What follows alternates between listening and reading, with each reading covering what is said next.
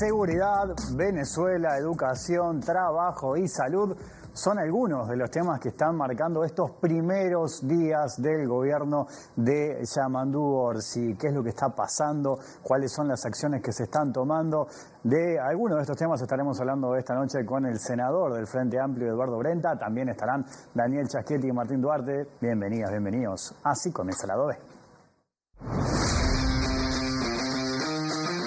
Desde la OPP vamos a estar instalando la Comisión Sectorial de Protección y Seguridad Social, que va a estar integrada no solo por la OPP, sino también por el Ministerio de Trabajo y Seguridad Social, el MIDES, el Ministerio de Economía y Finanzas, el Ministerio de Salud Pública y el BPS. La idea es incorporar al diálogo social una mirada amplia de la protección social que tome en cuenta las carencias y las necesidades de protección que tienen las personas a lo largo de todo el ciclo de vida. Por lo tanto, el diálogo no va a estar centrado exclusivamente en los temas de jubilaciones y pensiones, que va a ser un eje muy importante del intercambio, sino también en temas que tienen que ver con la atención a la infancia, con el sistema de cuidados, con la atención a las personas con discapacidad.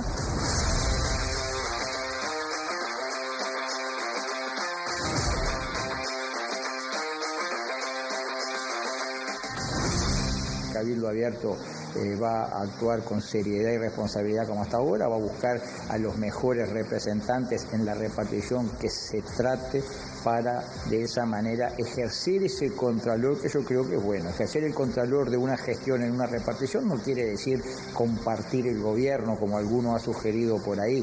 El Frente Amplio en estos 5 años que acaban de finalizar no compartió el gobierno, simplemente ejerció el contralor desde distintas reparticiones. Yo creo que eso es bueno para la democracia.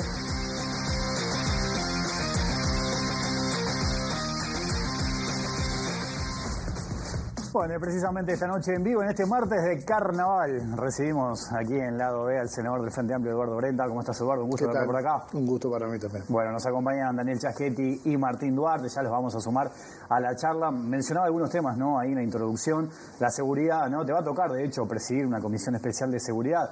¿Desde dónde parte este gobierno en ese tema? Por ejemplo, hoy el ministro Carlos Nero se reunió con los jefes de policía, mañana serán presentados, pero él marcó ahí algunas cosas, ¿no? Habló de más patrullaje, de tratar de revertir algunas situaciones. De hecho, bueno, lo hablamos con él la semana pasada aquí, pero ¿qué mirada tenés vos sobre eso? Bueno, yo creo que el ministro ha venido con una mirada integral de los temas de seguridad, ¿no? Que me parece que es lo importante, ¿no? Uruguay ha pasado de ser aparentemente un país de acopio, de un país de tránsito a un país de acopio. Esto implica que la confrontación esa que vemos entre distintas bandas muchas veces no son por el territorio, ¿no? Sino que son básicamente por la custodia de esos cargamentos que luego salen por diferentes vías hacia el exterior, por lo cual, además de los temas sociales y demás que uno pueda visualizar detrás del delito y del consumo, etcétera, hay un conjunto de variables donde el Estado tiene que actuar en forma absolutamente coordinada, ¿no? En lo que tiene que ver con el rol de la Dirección Nacional de Aduanas, Migraciones, el puerto de Montevideo, las fronteras. O sea, evidentemente hay un conjunto de políticas que se deben llevar adelante dada esta nueva realidad, sin desconocer los temas vinculados al narcotráfico, al micronarcotráfico, digamos, ¿no? Donde el gobierno que se ha ido puso todo el acento y claramente ha fracasado, porque allí es evidente que para quien tenga la desgracia de tener una boca en su cuadra, esto es un gran problema, pero evidentemente el problema serio, profundo, tiene que ver con los grandes cargamentos que pasan por Uruguay, que tienen como destino en su mayoría Europa, y que estas bandas se fortalecen en su capacidad desde el punto de vista de la disponibilidad de armamento y demás para ser quienes hagan la custodia efectivamente de esto, más la mirada transversal que el gobierno pretende desarrollar en todas las áreas de su gestión, que es algo francamente difícil. Yo creo que en los gobiernos del Frente Amplio se logró una cierta transversalidad, pero evidentemente no es la responsabilidad de los temas de seguridad, no reside exclusivamente en el Ministerio del Interior, sino obviamente en todos los ministerios que tienen que ver con aspectos sociales fundamentalmente, que trabajen en la eliminación o reducción del delito desde el origen, digamos, ¿no? Ahora, apuntando a esa comisión especial que vas a tener que presidir, el otro día, en esa nota que le hacíamos acá al ministro Negro, él había hecho unas declaraciones en Radio Sarandí en la que se había hablado de que, bueno, la batalla estaba perdida contra el narcotráfico. Eso generó críticas desde el ministro Martinelli, el exministro Heber, que le decían que, bueno, ya había perdido el partido antes de empezar a jugarlo.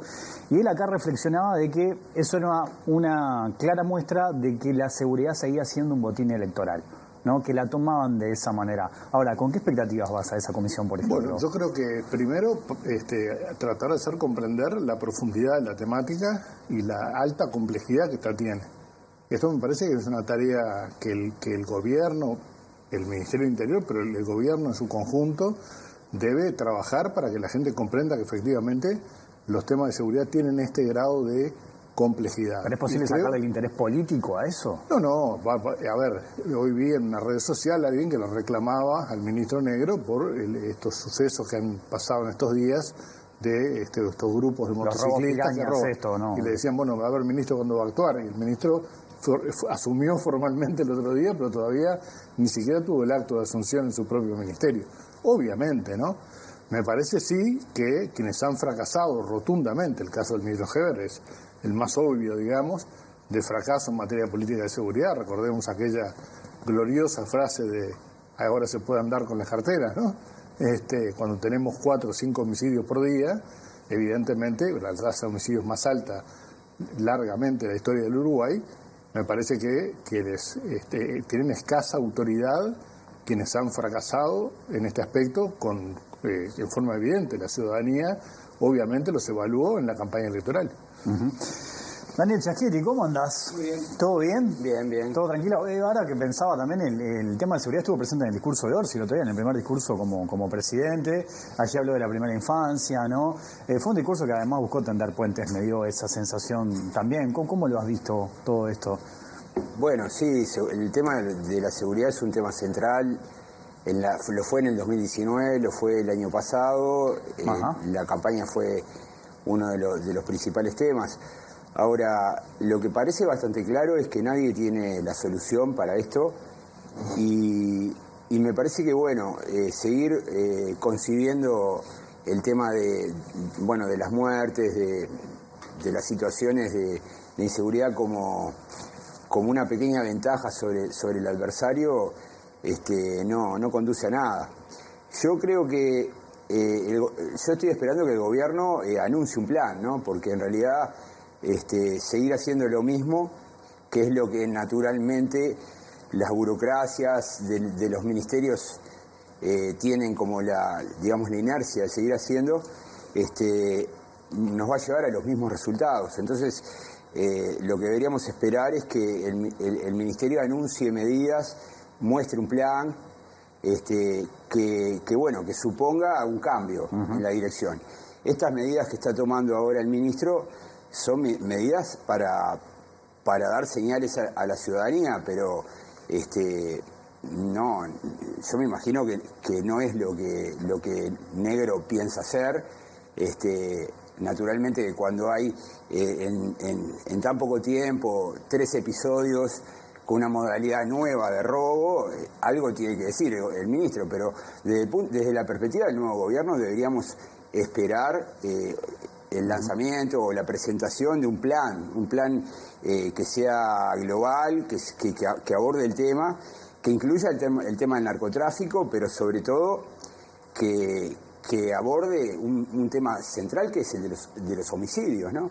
Que tienden a ser personas jóvenes. Está toda esa discusión, si son ajustes de cuenta o no.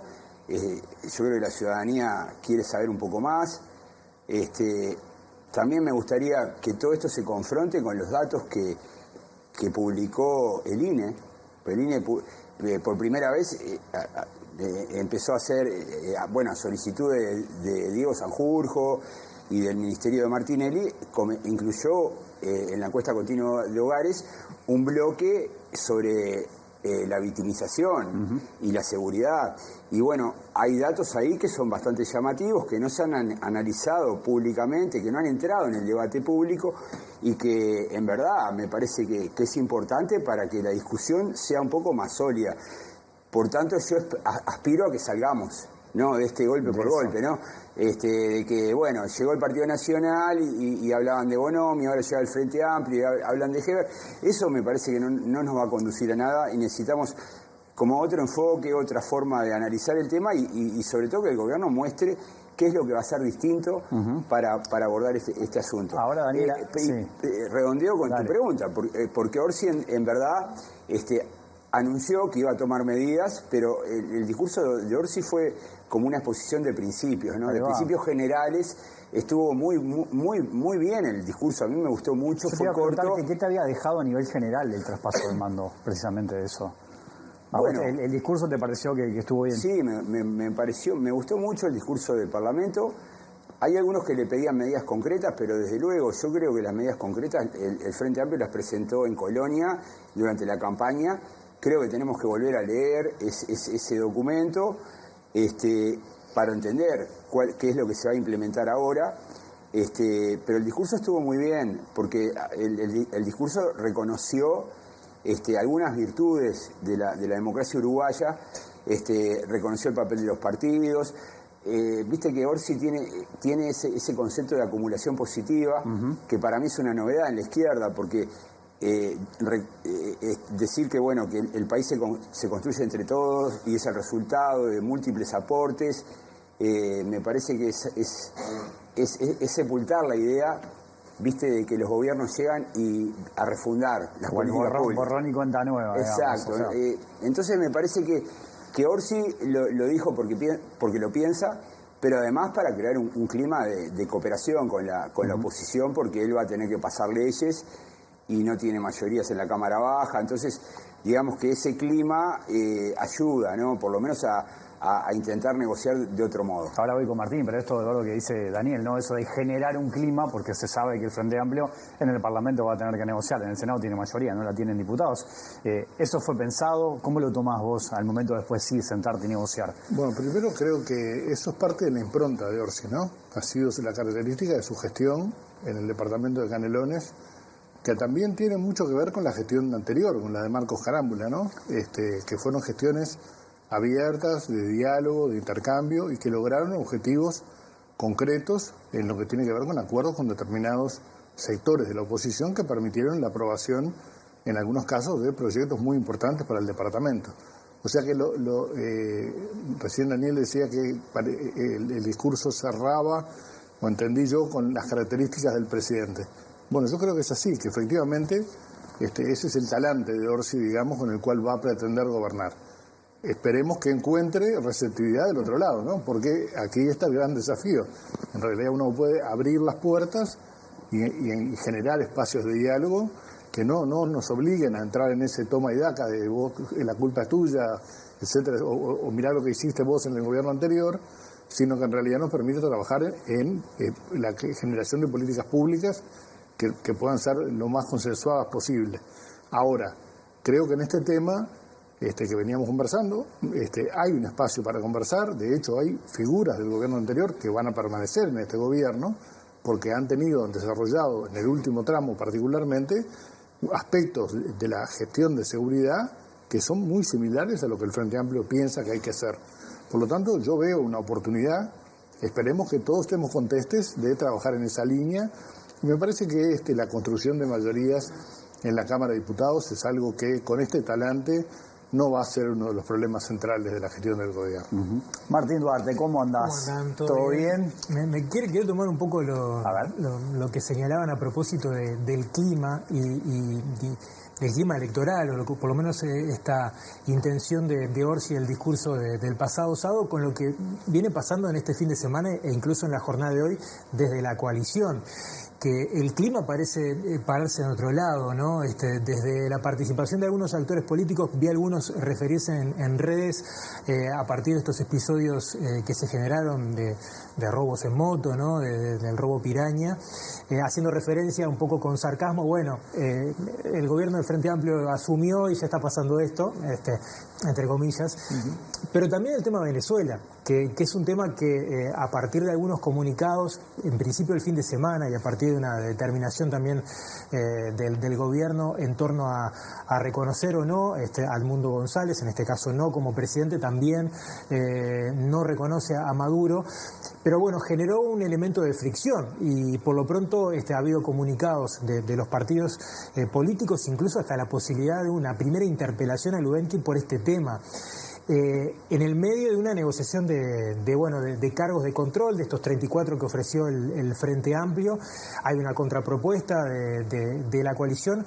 ¿Cuánto impacta todo esto? Porque estamos hablando que pasó en estos 2 días de carnaval, recién mañana se van a ver las caras en el legislativo, cuando se van a tener que votar venias, a propósito de la dirección también de los entes. ¿Qué mirada tenés a propósito de esta postura de los partidos políticos, en particular de algunos dirigentes, puntualmente con el tema de Venezuela, pero a la hora de generar ese clima también desde la coalición, marcando algunos puntos recién llegado al gobierno del Frente Amplio, ¿no? Bueno, en realidad me parece que no debemos analizar la oposición como algo homogéneo, ¿no? Yo creo que hay, inclusive adentro de los propios partidos, tonos diferentes y miradas diferentes, ¿no? Por lo cual veo claramente que hay quienes van a mantener una estrategia de confrontación desde el primer día, digamos, que no es una sorpresa, es lo que han hecho todo este tiempo. Y me parece que hay otra gente con otra disposición al diálogo, ¿no? Y me parece que en temas como lo que tú planteabas, efectivamente existe la posibilidad con algunos actores de llegar a acuerdos. Yo pongo un ejemplo en sentido contrario, por ejemplo. Ya está presentado el proyecto en la Cámara de Diputados que tiene que ver con el ingreso por concurso de sorteo a los gobiernos departamentales, ¿no? Que en su momento fue apoyado por el Frente Amplio, Cabildo Abierto y el Partido Colorado. Bueno, el Partido Colorado ya presentó aquel artículo que en su momento presentó el senador Peña, que nosotros obviamente acompañamos, porque era muy similar a los artículos que el Frente Amplio venía planteando desde el 2005, que nunca habíamos logrado un acuerdo en este sentido. Bueno, yo siento que hoy, con esta correlación de fuerzas, la primer señal que el Parlamento podría dar sería la aprobación del proyecto en la Cámara de Diputados, justamente donde el Frente Amplio no tiene mayorías. Por tanto, sería una señal es más, diría, en mi opinión debería ser aprobado, luego los hechos que hemos visto en los últimos tiempos en algunas intendencias del interior del país, en mi opinión debe ser un proyecto que debería salir por unanimidad. Viste que en la segunda vuelta, en el programa de la coalición, estaba. Sí, el Partido Nacional lo terminó aceptando, sí, luego de que no lo votara en el Senado. No estaba el proyecto del ingreso por concurso, no hablaba del sorteo, que es por donde ingresan los cargos sin calificación. Pero eso era un cambio de parte del Partido Nacional.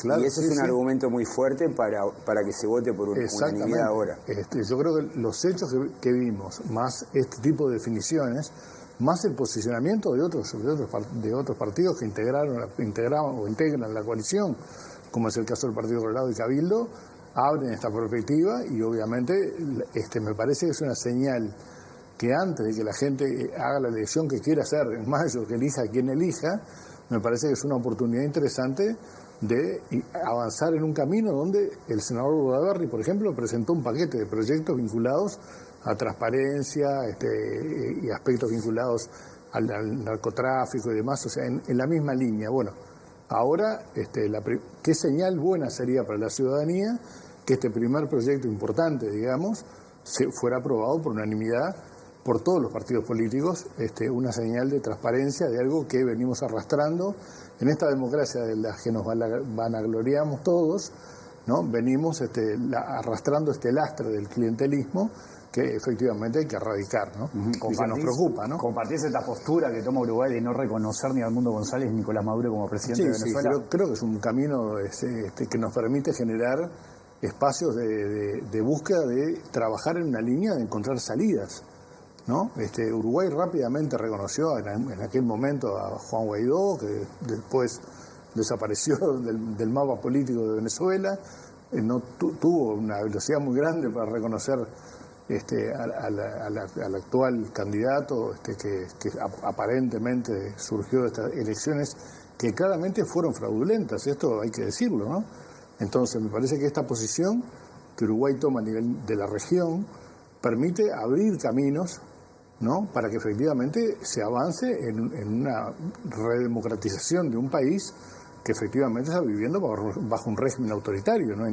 Lo ha dicho el presidente del Frente Amplio, lo ha dicho el presidente de la República hoy, que Venezuela no es un régimen democrático, claramente, por lo cual Uruguay puede contribuir buscando caminos de acercamiento, como lo harán seguramente otros gobiernos de la región, gobiernos de izquierda, ¿no? Que claramente han tomado distancia del gobierno de Maduro. ¿Considerás que ha sido un dolor de cabeza esto para el Frente Amplio en los últimos años? O sea, fijar una posición con respecto al tema de Venezuela. Mira, hablábamos recién de botín electoral, ¿no? Yo siento que Venezuela ha sido un botín electoral también, ¿no? Ha sido una herramienta de tratar de mostrar que uno de los partidos, o el partido, ¿no?, que dio la batalla más importante del siglo pasado contra la dictadura militar, hoy apoyaba un régimen dictatorial. Esto no fue así.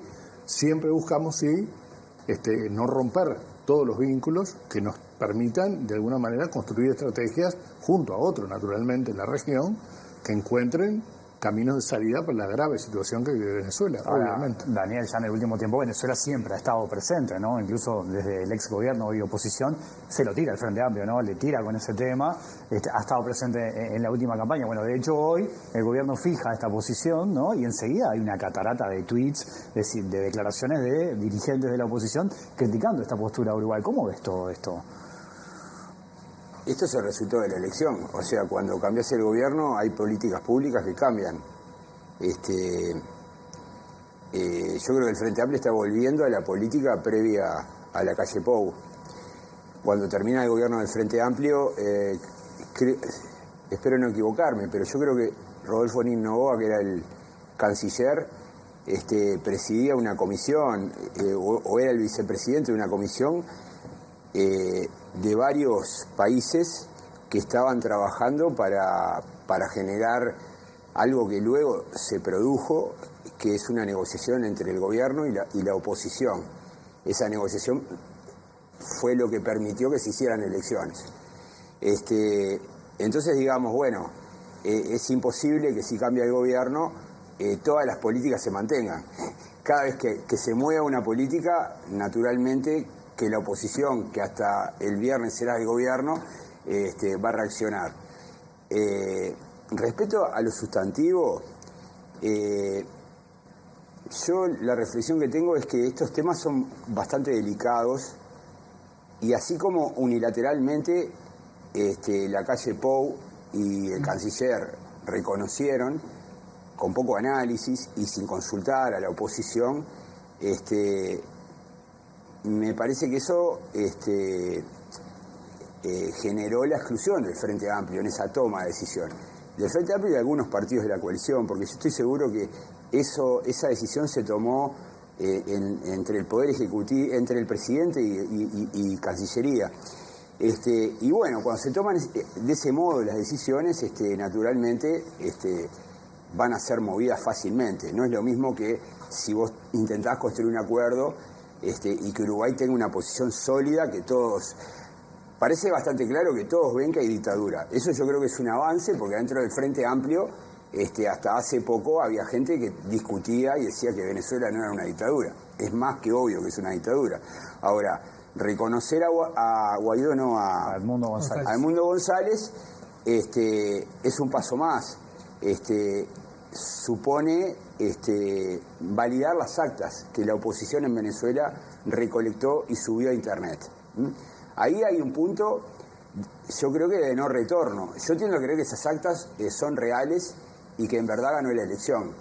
Pero es un punto de no retorno porque para los que entienden que hay un camino del medio, reconocer a Edmundo González es casi dinamitar la posibilidad de discusión. Entonces digamos que yo creo que ese es el punto de corte y en definitiva es como una cuestión estratégica. Si queremos cruzarnos de brazos y seguir señalando eso es una dictadura, o si queremos hacer algo, tener una actitud proactiva intentando ayudar a Venezuela a salir de esto. Esa es la disyuntiva. Yo soy bastante pesimista, porque en realidad entiendo que el gobierno de Venezuela no tiene muchas ganas de que se modifique la situación. Logra sobrevivir con las sanciones que le ha puesto Estados Unidos. Incluso yo creo que hasta debe tener la esperanza de que con Trump, viste que Trump está modificando. Sí, está cambiando todo el tablero, ¿no? Todo el tablero y bueno, de sacar algún beneficio, aunque en realidad por ahora viene perdiendo, porque alguna medida de Trump ya le pegó. Pero hay que recordar que atrás de Venezuela está el gobierno de Rusia, China, me falta un tercero que creo que es Irán. Sí. Tiene sus propios socios, entonces tampoco Venezuela está tan... Venezuela no está sola, ¿no? Sí, digo, en ese sentido, en cuanto a la no está sola, pero bueno, su economía está mal, no produce suficiente riqueza ni genera prosperidad como para que tenga una buena vida la gente que vive allí, y lo que se genera es una permanente expulsión, ¿no? Entonces deja de ser un problema interno, local, y se vuelve un problema regional. Yo entiendo, tratamos de un modo a China y de otro modo a Venezuela. El problema de Venezuela está en nuestra región, y en Uruguay viven muchos venezolanos. Entonces, y además Venezuela cobijó a los uruguayos que salieron del país. Entonces Venezuela es importante para nosotros. Sin dudas. Por lo tanto, no sé, yo si tuviera que darle un consejo al gobierno, yo diría que bueno, ahora ya tomó la decisión, pero era una decisión como para conversarla previamente con los partidos de la oposición, buscando crear un colchón, porque de este modo se va a volver un tema de agenda y de golpe por golpe. Sí, en plena dictadura abrió la puerta a miles de uruguayos. Miles, ¿no? Y bueno, era el país de América del Sur con el PBI per cápita más alto, ¿no? Hoy es por lejos el anteúltimo. Martín, vuelvo contigo. Sí, me gustaría preguntarle a Eduardo, el secretario de Presidencia Alejandro Sánchez estuvo respondiendo algunas preguntas en la jornada de ayer, y se refirió a estas mesas de trabajo en torno al diálogo social que va a instalar, que de hecho el programa del Frente Amplio así lo marcaba, con distintos actores sociales, sindicales. El Parlamento va a jugar un rol clave también a la hora de pasar a leyes algunos de los acuerdos que se generen, que atenderá justamente el futuro también de las pensiones y las jubilaciones, y no solamente esos temas. ¿Qué expectativas tenés de estas mesas que va a coordinar el economista Ubay, que se van a instalar ahora a partir de marzo, y cuál va a ser el rol que van a jugar también los parlamentarios, ¿no? Bueno, primero, no es la primera experiencia, ¿no? Vivimos en el primer gobierno y segundo gobierno del Frente Amplio instancias de diálogo social vinculados a la seguridad social, o sea, con una mirada quizá un poco más estrecha que lo que se está planteando hoy, ¿no? Me parece que hoy se está planteando una mirada más integral. De hecho, se ha puesto ese ejemplo, ¿no? Desde el inicio de la vida hasta el fin de la vida, digamos, ¿no? O sea que en realidad no vamos a generar un ámbito ni una comisión de expertos, sino una participación similar a las anteriores, con organizaciones sociales vinculadas, con la Universidad de la República, con un conjunto de actores muy importantes, donde se van a definir políticas públicas que tienen que ver con políticas vinculadas a la pobreza infantil, porque en realidad la política de asignaciones familiares, por ejemplo, fue una herramienta histórica en nuestro país atendiendo esta problemática, por lo cual esto va a tener que estar en discusión, y como una de las batallas principales es el combate a la pobreza infantil, bueno, va a ser uno de los centros. Yo creo que está bien que los temas exclusivamente vinculados a jubilaciones y pensiones, que van a tener que discutirse obviamente, no sean el tema exclusivo del diálogo, ¿verdad? Que seamos capaces de mirar el conjunto de la sociedad uruguaya y ver todo el paquete de políticas públicas que tienen que ver con la seguridad social de los ciudadanos. Y cuando hablo de ciudadanos, no me refiero solo a los que votan, me refiero también a los que no votan, pero quienes hoy, de hecho, son el colectivo más pobre de la sociedad uruguaya. Entonces, me parece que el Parlamento, de hecho, va a poder participar del propio diálogo, escuchando, participando, opinando, y luego vendrá un trámite legislativo donde se irán recogiendo los acuerdos que eventualmente se lleguen, primero en ese marco y luego en el Parlamento mismo, ¿no? Por lo cual yo tengo la expectativa de que no pase esto del toma y daca otra vez, ¿no? Que el centro no sea si nos jubilamos a los 60 o a los 65, o si estimulamos a la gente para retirarse, que fue la propuesta original de la calle en su campaña electoral, y que a mí me pareció una propuesta interesante, ¿no? Porque efectivamente la expectativa de vida ha cambiado y uno puede decir, bueno, yo te estimulo para que no te retires a los 60, porque la gente llega hoy a esa edad, en la mayoría de los casos, en muy buenas condiciones. Otros trabajadores no, por la característica de su trabajo. Entonces, este será un aspecto, pero la globalidad tiene que ser la mirada respecto a todos los temas vinculados a la seguridad social, como bien se ha expresado con esa imagen, desde que se nace hasta que se muere, ¿no? Y me parece que va a ser muy rico, probablemente, si vamos todos en esta perspectiva, digamos, muy rico el resultado de este diálogo, porque puede aportar una mirada diferente sobre temas que de repente hoy no están ni siquiera en nuestra cabeza, ¿verdad?, cuando pensamos cómo se encarará el diálogo social. Senador Eduardo Brenta, gracias por tu tiempo, tu visita esta noche aquí en la B. Al contrario. Me levanto y me vengo para este lado de la B, voy a seguir conversando con Martín y con Daniel. Había varios temas, se había anunciado en la introducción.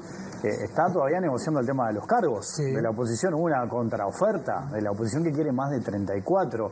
¿Cómo estás viendo eso? ¿Implica algo? Porque recordemos que estaba esa medida espejo, ¿no? Lo que hace el Frente Amplio fue lo que hizo la calle Pau, de que en su momento le había entregado 34 cargos. Quiere un poco más la oposición. Sí, incluso ayer Sánchez hacía referencia a la diferencia por la cual había ganado el Frente Amplio en estas últimas elecciones, alrededor de 100.000 votos, y la diferencia que había tenido la coalición con el Frente Amplio. Era 30.000, ¿no? 30.000, ¿no? Diciendo que, bueno, esa diferencia de última lo ampara en el número de los 34.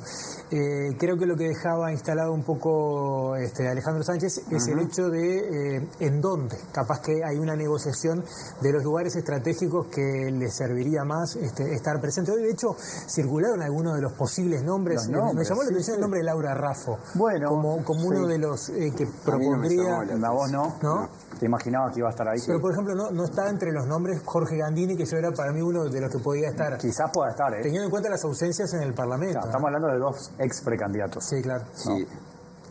Mira, tengo miedo, mucho miedo de que esta forma en cómo se está tratando vulnere un poco uno de los mecanismos más interesantes que tiene la democracia uruguaya, un mecanismo único. No existe en el mundo un mecanismo de este tipo. El más parecido yo lo vi en Bolivia, donde en una época, no sé ahora, pero había coparticipación de la oposición. Pero en general este mecanismo nace en 1917, en la primera reforma de la Constitución. Lo impulsaron los blancos, que sabían que iba a pasar un tiempo hasta ganar. Impulsaron esto, impulsaron las interpelaciones con solo un tercio de las bancas, y son mecanismos que favorecen a la oposición, ¿no? Favorecen el control de la oposición. Pero es un mecanismo que no solo favorece el control, porque si hay un partido que tiene propuestas, las puede llevar y convencer, y a veces hay casos donde los delegados de la oposición terminan trabajando a la par de los dos oficialistas. Yo tengo miedo que esto, que es tan bueno, que genera tantas garantías a la oposición, termine como siendo visto por la ciudadanía como un reparto de cargos, de un botín, ¿no? Y el problema es que se está discutiendo solo el número, y por eso me gusta el argumento de Pacha Sánchez cuando dice no es solo un problema de cantidad sino de calidad, y pone como ejemplo cuando el Frente Amplio recibió el número, revisó la lista y dijo nos faltan dos cosas que son muy importantes para nosotros, que son Antel y el Instituto de Colonización, y la coalición se dio, y yo creo que esta discusión debería ir por ese camino, ¿no? Está bien, claro. Por ejemplo, el Frente Amplio le dio coparticipación a la oposición en la Comisión Técnica Mixta de Salto Grande, ¿no? Hay otras comisiones, pero voy a poner esta como ejemplo porque es la que más suena, ¿no? Y generó y lo que ha pasado todas las redes de clientelismo en Salto. Ahora, cuando ganó la coalición, no hubo coparticipación, no hubo control. Y yo creo que el Frente Amplio debería favorecer que esté ahí alguien de la oposición. Pese a que en el periodo pasado no le dieron espacio al Frente Amplio. Digo esto porque yo creo que estoy seguro que si hubiese estado sentada la oposición en la Comisión Técnica Mixta, tal vez muchas de las decisiones, que algunas eran escandalosas, porque estaban designando como funcionarios de la comisión a ediles del Partido Nacional y algunos del Partido Colorado. Estoy seguro que si hubiese habido un miembro de la oposición, se hubiese frenado, porque el miembro de la oposición, yo se lo explico a mis estudiantes porque a veces hay que darles ejemplos. El ejemplo es Ortuño, siendo el delegado de la oposición en OCE. Aparece el Plan Neptuno y Ortuño sale y habla y va a los medios. Y bueno, se va generando un debate público. En cambio, cuando queda solo oficialistas, es un problema, es un riesgo, ¿no? Entonces, yo esperaría que se salga de la discusión del número y se comience a discutir en torno a los organismos. ¿En qué organismos van a dejar afuera a la coalición? Ese es un buen punto, porque además también siempre está eso presente para la gente, para todos, que es bastante antipático porque da la sensación que están peleando por cargos, por plata, por dinero y no discutiendo el rol de fondo. No importa qué partido político, digo, bueno, ¿por qué querés estar ahí? Esto que vos decís, en la OCE, lo que hizo Ortuño siendo director de la oposición, bueno, puso el tema de Neptuno arriba de la mesa, que de hecho ahora este gobierno va a tener que definir qué hacer. Incluso el gobierno es un boomerang, porque puede quedar pegado, porque puede quedar en una posición donde hay algunos organismos donde no quiere que lo controlen. ¿Se entiende? Sí, claro. Es entonces, digamos, lo otro es que yo le pedí a la oposición que debería fundamentar muy bien la selección de los nombres. Yo dije, no me extraña que esté Laura Raffo, porque además de ser candidata, salió segunda, no está en el Parlamento, pero es un cuadro técnico, de eso nadie duda, es competente para la tarea, ¿no? Entonces digamos que lo interesante sería que se argumente diciendo, bueno, acá estamos poniendo gente que dentro de 5 años pueden ser ministros, ¿no? Doy el ejemplo, la ministra de Industria del Frente Amplio era... Fernanda Cardona, que era directora de UTE, en la oposición en UTE, ¿no? Exacto. Que también hizo ese un ejemplo muy bueno. Similar al de Ortuño en la OCE, Cardona en la UTE hizo un buen trabajo. Y bueno, eso es un ejemplo muy bueno, porque date cuenta que cuando el Frente Amplio la designa ella, no la conocíamos. Y el Frente Amplio gana y termina transformándose en la ministra de Industria. Entonces digamos que, bueno, yo desearía que esa fuera la perspectiva. ¿Se entiende? Sí, pero bueno, hay que ver si después eso se termina. Mira, yo creo que se van a poner de acuerdo. Yo creo que todo el discurso de Orsi, en cierto modo, sobre la idea de negociar, de acordar, de que esto es una democracia de partidos, de que tenemos esos antecedentes tan buenos que han permitido estabilidad, han permitido que la democracia se consolide, se ponen en juego en este tipo de cosas y yo creo que van a llegar a un acuerdo. Hubo de todo, ¿no? Está el episodio de La Rañaga enojándose con Tabaré y sacando a toda la oposición también, ¿no? Sí. Eso también pasó, digo, en estos últimos años hubo episodios de todo tipo. Sí, fue desafortunado. Porque a la oposición le pasa lo otro, ¿no? Porque es que la oposición necesita un tiempo para hacer el duelo de que perdió. Ahora es fácil pegarle diciendo, bueno, faltan 5 años y no sueltan, ¿viste? Pero al Frente Amplio le pasó lo mismo en el 2020, ¿no? Incluso empezó la pandemia y el Frente Amplio estaba como muy enroscado todavía. Entonces, bueno, hay que ser un poco tolerantes y esperar que encuentren el tono. No todos se están comportando del mismo modo. O sea, que ahí estás hablando del bloque coalición, en realidad. Bueno, pero el bloque coalición lo construye el gobierno, porque llama a la coalición. Podría haber llamado a cada partido. Nadie le hizo esta pregunta a Sánchez. Sánchez está en todos los programas, pero nadie le hizo esta pregunta. ¿Por qué no llamaron a cada uno de los partidos y le dijeron, esto le toca a ustedes, esto a ustedes? Prefirieron tirarle el paquete y que se pelearan por el botín, ¿no? Como... Digo esto porque esto es importante. ¿No puede haber un poco de estrategia en eso también? Obvio. Te tira el paquete y manejarte, Obvio, sí, sin duda. Había 2 caminos, eligieron tiene el problema de que le generas un problema a la coalición, pero al mismo tiempo la coalición puede actuar unida como lo está haciendo y te desafía de otra manera. y obliga a construir argumentos ad hoc, porque yo nunca había escuchado esto de que lo sustantivo fuera la segunda vuelta. Siempre, por lo menos en mi cabeza de politólogo, siempre pienso en el Parlamento. Pero bueno, está bien.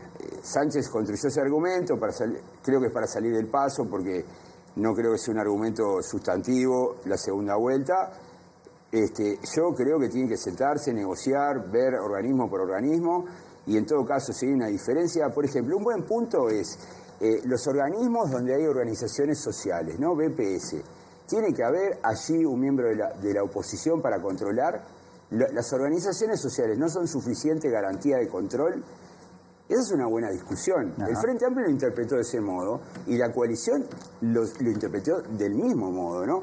Entonces, bueno, mi pregunta es, ¿están pidiendo participación en esos lugares?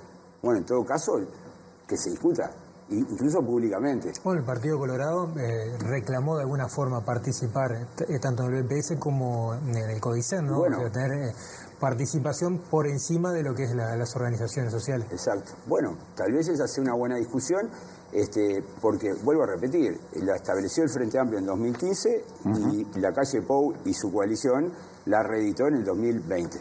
Daniel, Martín, gracias. ¿La seguimos en otro momento? Vamos arriba. ¿Les parece? Un gusto. Gracias. Pausa y vuelvo para el cierre de la OE.